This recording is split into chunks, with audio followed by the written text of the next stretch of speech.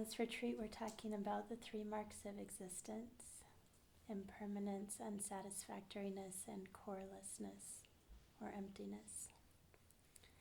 So tonight we'll be working on talking about unsatisfactoriness.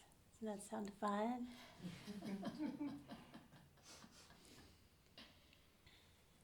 There's that messaging problem that Buddhism has. It gets even more tricky than that in a minute.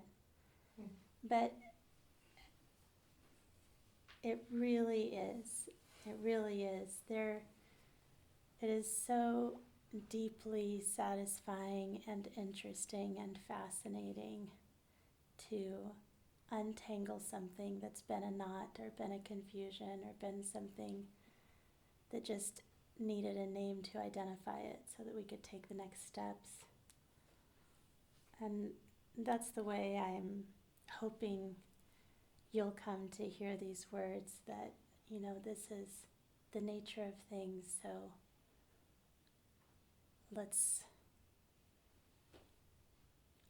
what we find out when we look into it is that it's not something awful that we have to live with. It's been a mistake all along, that there was something we thought we needed to avoid. Getting to know and deeply the 3 marks of existence is freedom itself, with nothing else to run from.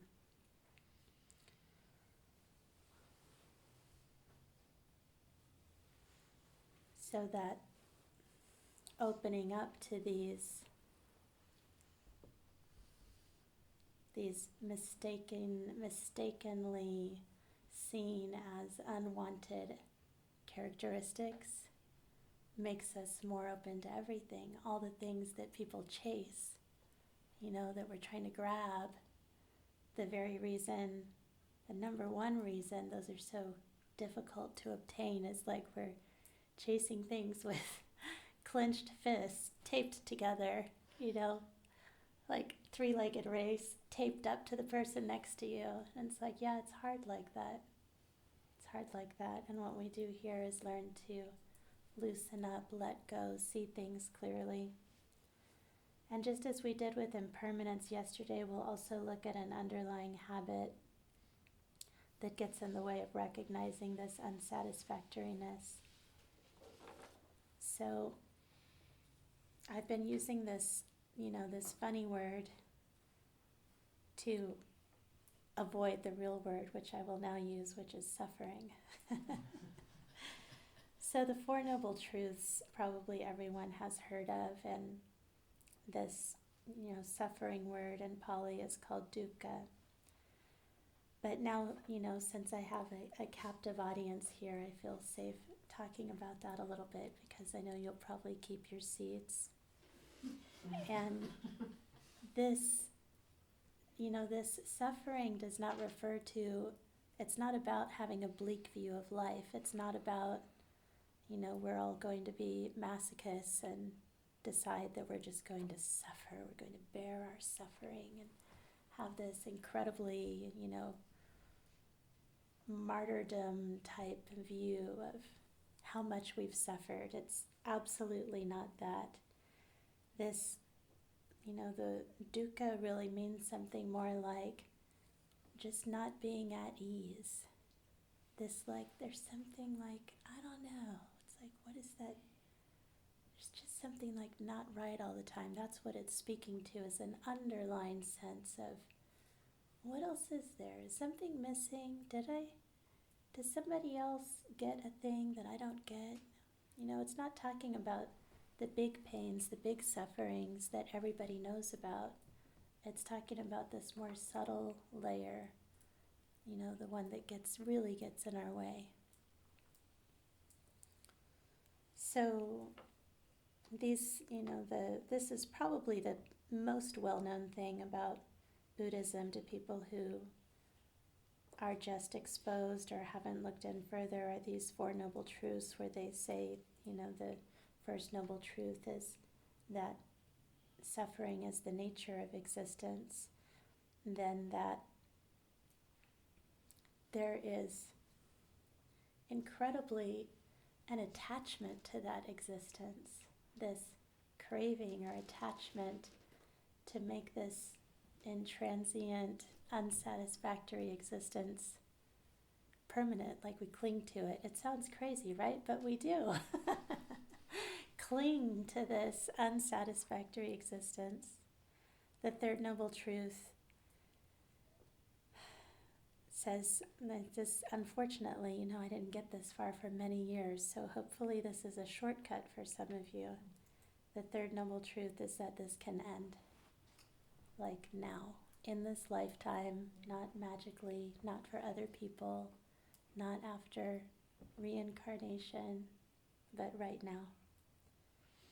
And the path to relief, which is practice. It's the middle way. It's, trying to be open and attentive, notice what is actually there, not check out, not bliss out, not whip ourselves. That's the middle way. Just pay attention. Just try. Just be honest the best you can, and then let it go and try again tomorrow. It's like this is what the middle way is about. So anybody unfamiliar with what it's like to be uncomfortable, uneasy, or anxious? Anybody have no experience with that? Yeah. Anya's, you're excused.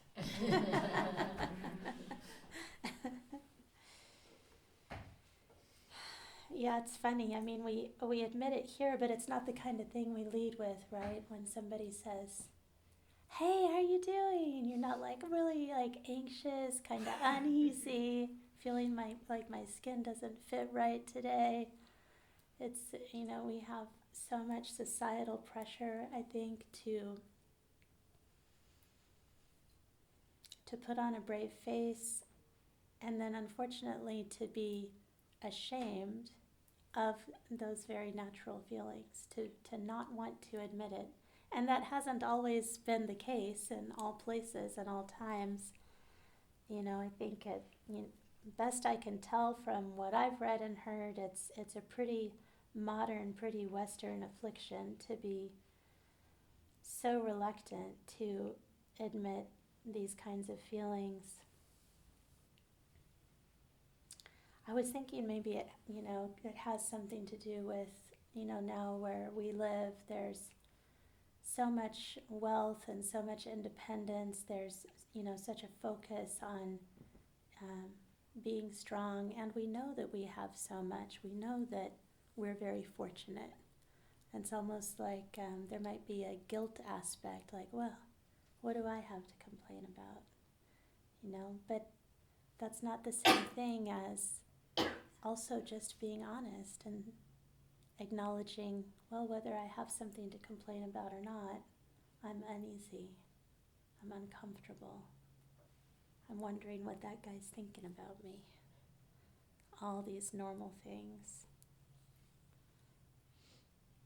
This, for anybody who may not be aware of this teacher yet, I'm not really going to read in this book, but just so you know where I'm pulling from, this is a modern Advaita teacher. His name was Nisargadatta, and I pulled something from his book today because it just helps shine a light on how easy it is to misunderstand everything. Not only, teaching that's a couple thousand years old, we misunderstand each other constantly, and assume we know what somebody means just because we've heard the word before, but we don't know what they mean when they're saying it right now, their history, where they come from, on and on and on. And so it's like we'll hear a word suffering and go, whoop, not for me, not doing the suffering, without examining. And so one time, somebody brought this question to Nisargadatta and said, Buddha has said that life is suffering, what do you have to say about that? And Nisargadatta said, he must have meant consciousness is painful. And then he added, which is obvious. And that's the part I love, is that, for him, he thinks this is obviously not something to be ashamed of. His position was like, well, it's uncomfortable to have a brain, to be alert, to notice what's going on, to have reactions, all of these things.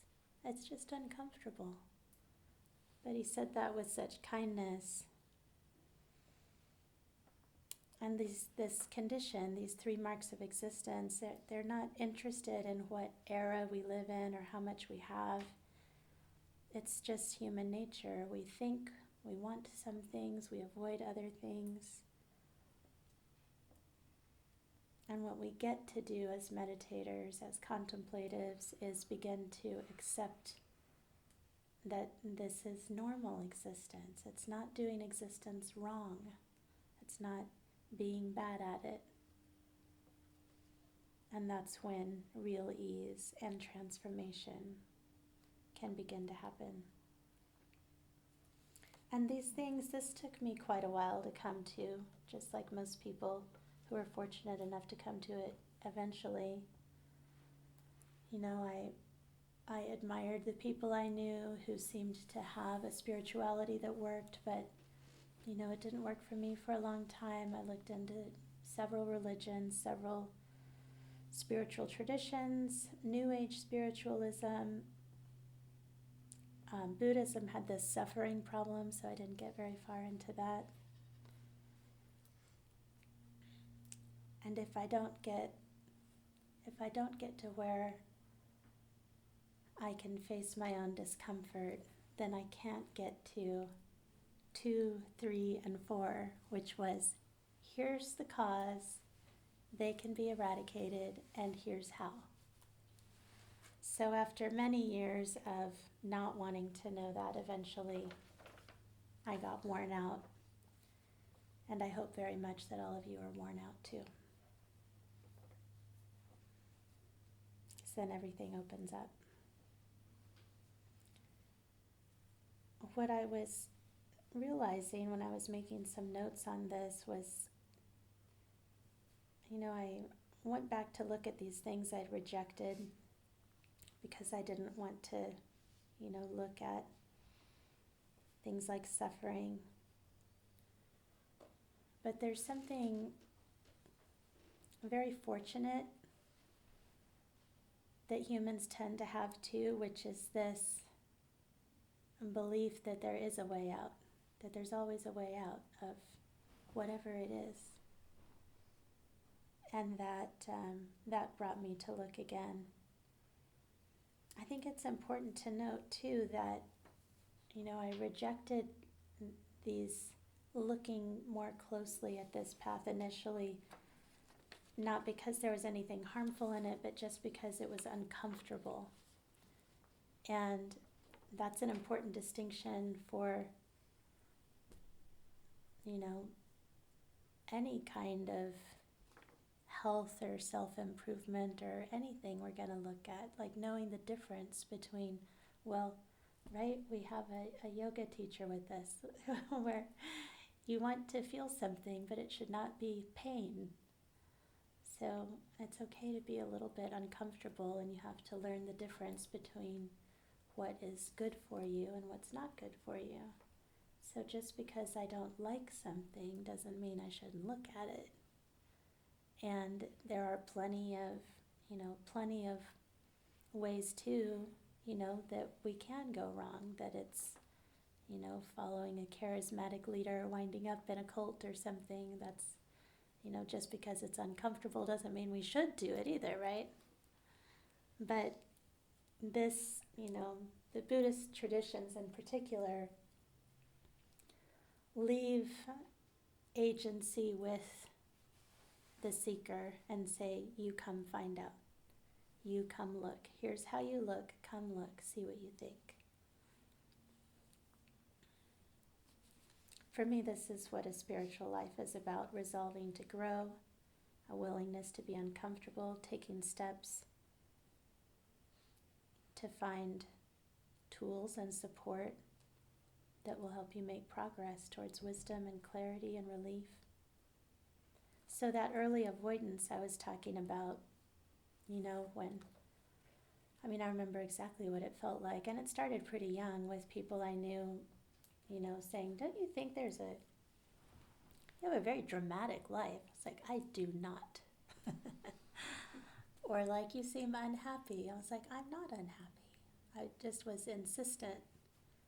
And, I didn't let it in at all, but it stayed with me. Most of us forget almost everything that happens in our lives, but those things stayed with me.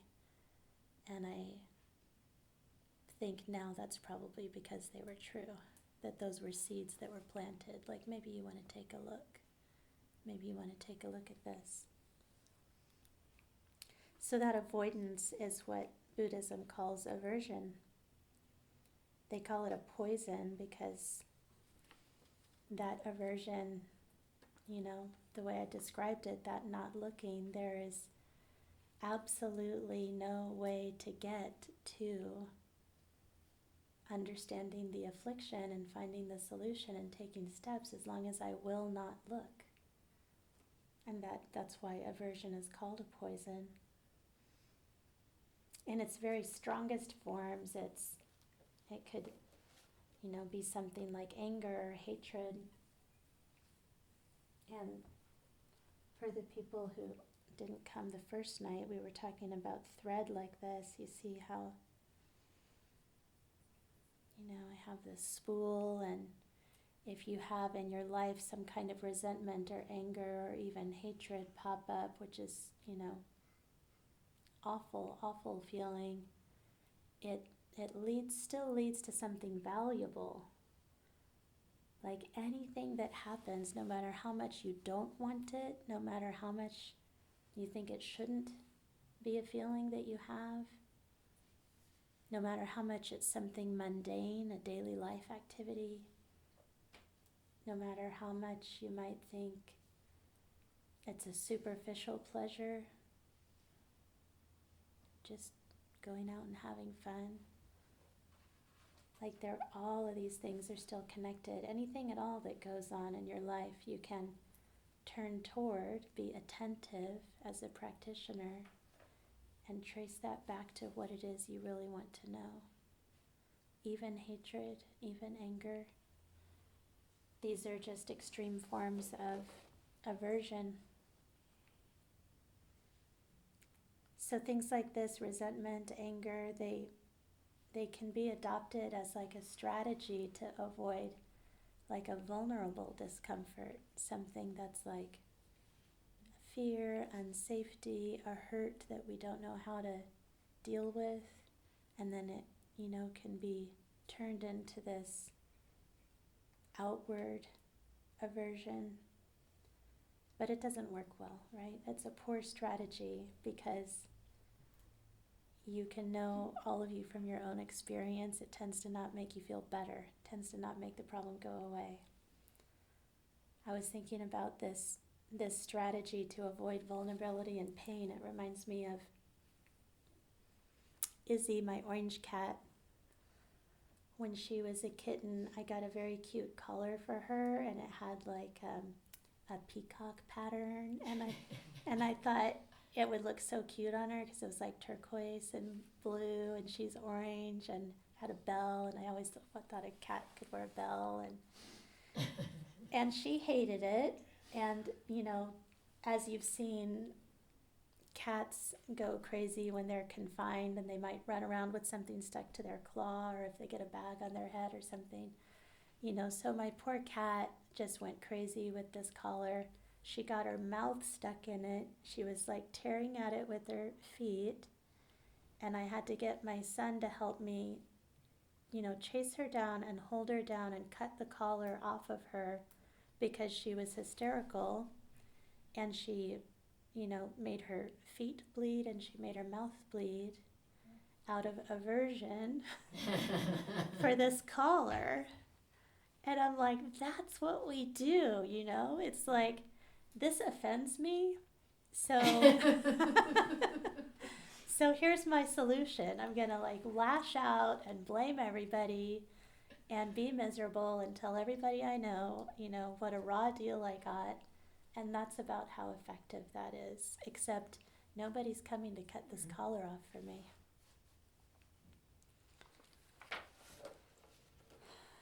So we're lucky, we're really, really lucky if we get to hear and open to there being a way out of this, which there is. So there's a perspective that I think is really helpful too, that I've talked to some of you about before, which is this concept of second arrows.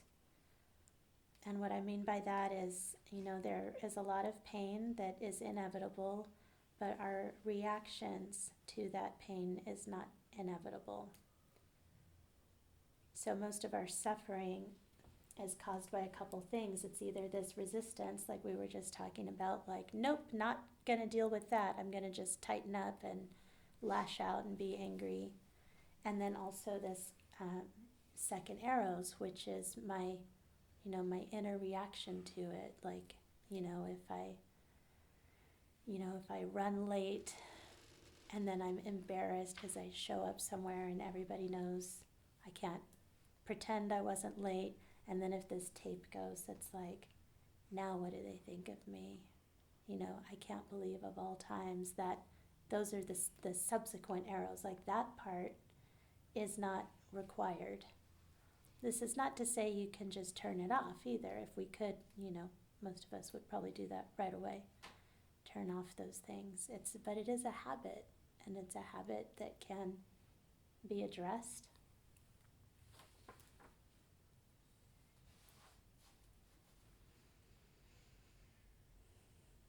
Like emotional conflicts too, like in a relationship, probably everybody has had something this happen. Like if you have a conflict with somebody, and naturally it can be uneasy. There can be some discomfort, but rather than, being with that is really like the harder thing to do. It takes some presence of mind and some attention and some calm. So often what people do instead is like kind of escape into the past, escape into the future. And just like the cat running around trying to get that collar off her neck makes things so much worse. Then it's like building up everything that's happened in the past as though it's all right now. Making up fantasies about all the horrible things that could happen in the future, which will not, by the way. None of those things will happen in the future. Instead of being with what's happening right now, which is actually completely tolerable, but it takes practice to be that attentive, to be able to tolerate something happening while it's happening.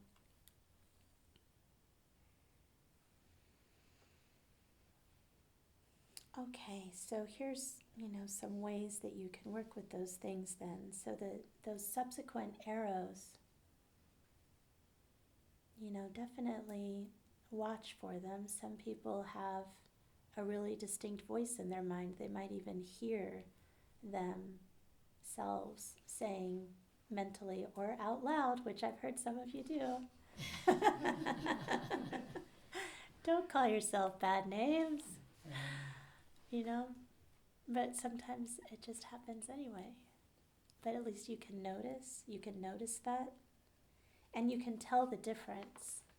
So it's not easy, it's difficult to stop habits like that. So this is kind of a cool trick. Stop trying to stop it, but notice that there is a difference between the initial affliction that was out of your control in some way, something that just happened, and then the way we add to it. Those are different things. So you have a physical pain, maybe you get the flu even, have a fever, then watch for what stories you tell yourself about that, and just notice how they're different. Notice with attention techniques, noticing how something moves, where it's located? How about when I'm about to move? Can I notice my intention to move before I move? Where is that located? Do I start to get like a feeling of my throat closing up, some energy that makes me sit up? Is there a heat? Is there a feeling in the back of my throat like I'm talking? I hear my voice. Noticing how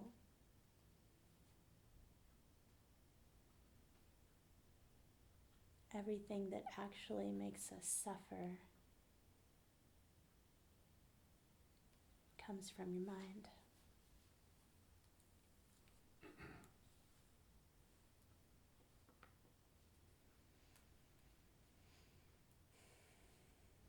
So then when you notice them, the most effective way to meet them is with compassion and interest. So even well-intended meditators, might get to a point where they notice, I have these patterns, they're driving me crazy. And it's like, watch out for that back door, there's more arrows, they're driving me crazy. We're telling ourselves, right? What am I not doing right? That grinding, those are subsequent arrows. It's like, can we meet those with compassion, meet those with interest? And like, listen to how hard I'm being on myself again. Or the interest. I feel that tendency rising up to berate myself. What does that feel like? Noticing. It's so powerful to notice the physical sensations because it immediately makes it not me. It's just a thing that you're noticing. It's an experience that you're having. We're so fortunate to be meditators. We have so much quiet, especially in people who are retreating, have so much quiet this week, but even just on your own, when you practice, you have this space to notice what's in your way. Finding out about all these habits of mind. Putting yourself in situations like this, coming to a retreat, noticing what surprises you. I've had so much surprise me on retreat. I've been so surprised about simple things, about sleep and food.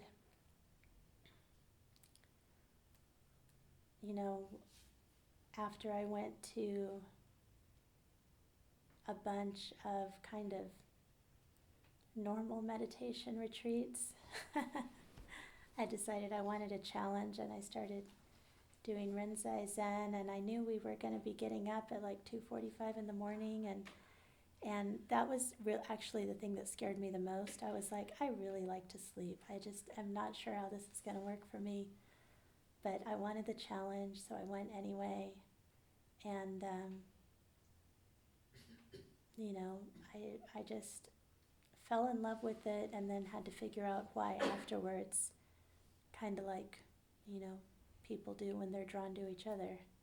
Something happens, and then maybe you figure it out afterwards in a way. But I remember I'd already been there a couple of days, and I was like cheerfully walking down the hill in the dark with my bowls for breakfast at 3:15 in the morning, and suddenly realized that it hadn't been a problem. And yeah, on the surface level, it was the structures that helped that happen. It was because there were no options, and I got to see without the permission to do whatever I wanted, I didn't have to suffer. I didn't have to struggle and decide, should I? What are they going to think? Blah, blah, blah. And there were no options, so I just got up and I did what I was supposed to do. And then I had that experience of freedom. I was having this experience of lack of suffering, lack of sleep, and lack of suffering. Finding out that all my thinking about a situation like that was where all of the suffering came from. not in the not sleeping itself. Not that I'm recommending not sleeping. That's why earlier I said that thing about, be careful to distinguish not harmful from uncomfortable. So okay to be uncomfortable sometimes to learn something. Not all the time. Not advocating putting anybody in dangerous situations. But that kind of freedom is available to meditators when we, turn towards the things that we've been afraid of, when we really know deep down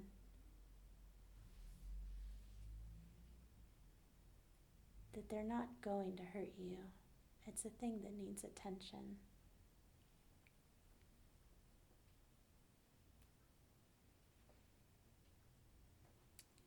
So I mentioned one of these ways to break up patterns of aversion, noting the sensory qualities of those arrows,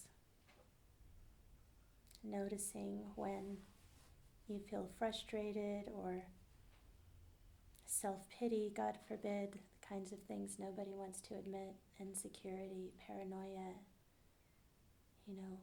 Where in my body do I notice that? What does that feel like as it moves through my mind? And that is what stops that feedback mechanism. If you have a microphone and your computer and your phone and you put all these things together and you get a horrible shrill noise that gets this feedback exponentially growing. And if you, turn off the one that's doing that, then it stops and things are clear. And it's really exactly like that. Like you can still hear, you can hear better. Just to step back and note, there's that feeling that I'm concerned about what that person thinks of me. Maybe take a moment with that instead of, don't think that, that's ridiculous, I shouldn't. That's a second arrow. Now you're shaming yourself for having that feeling. This is kind of hard to do a lot of times in daily life. We might be busy. It's not something that you may be able to do, in a crowd, having meetings in school or things like that.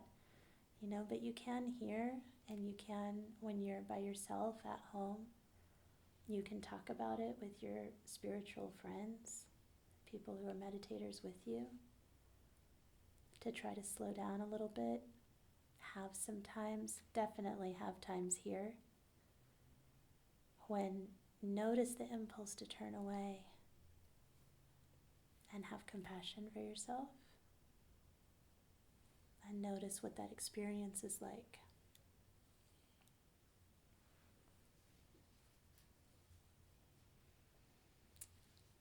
And a traditional antidote to anger and aversion is the metta practice that we've been doing every day before dinner. And this offering of unconditional love is like water running over stones that cannot help but erode the stones. It doesn't matter what you think about it. It doesn't matter if you feel it. It helps if you're open to it working. But it cannot fail to wear down hardness and blocks. And it's not a bypass. It's not about feeling good and not looking at the things. You may find sometimes that when you wear down that stone that there is this tenderness, a sadness, or a grief underneath it, but you can have those and not have any suffering around them. You can feel sadness and fulfillment together, and grief and complete peace together.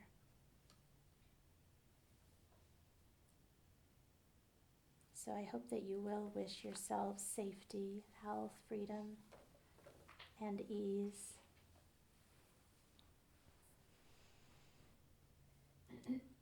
So this water, the water is earnest practice.